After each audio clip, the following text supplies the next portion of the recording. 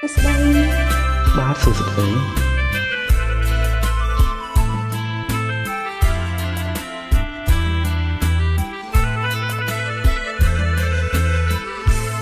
រសៀលកងភ្នំត្រនំចិន្តា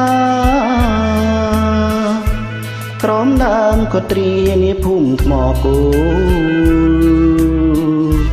គោភ្នំទូយំក្នុងភ្នំកាច់បូនស្រណោស្ពានយល់ស្រមោលដួងចិន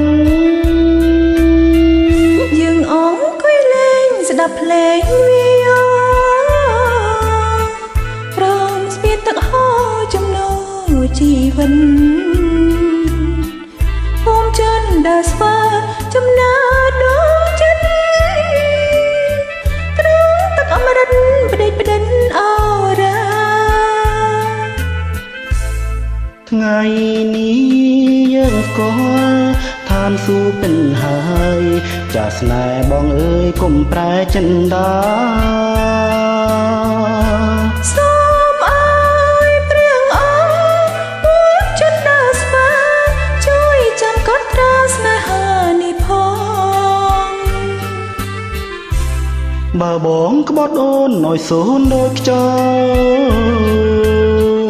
បើអូនមានខលឲ្យខ្វល់ដូចផ្សាយពីថ្ងៃនេះទៅបើកុំចំបាញ់លើស្នេហ៍យ៉ាងវិញងំលងមរណា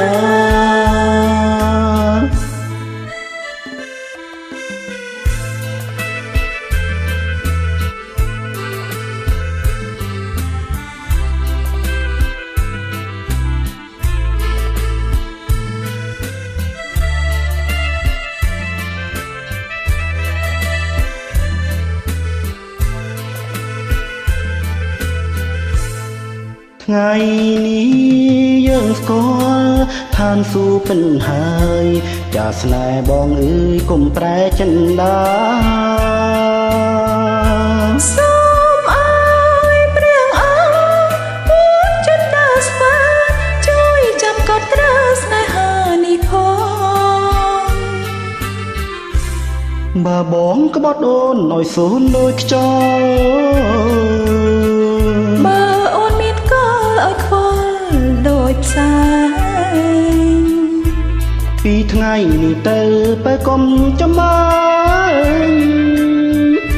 លើស្នេហ៍យ៉ាងវិញអង្លងមរណា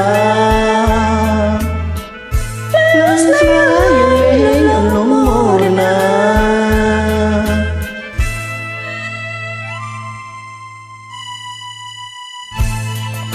អរគុណ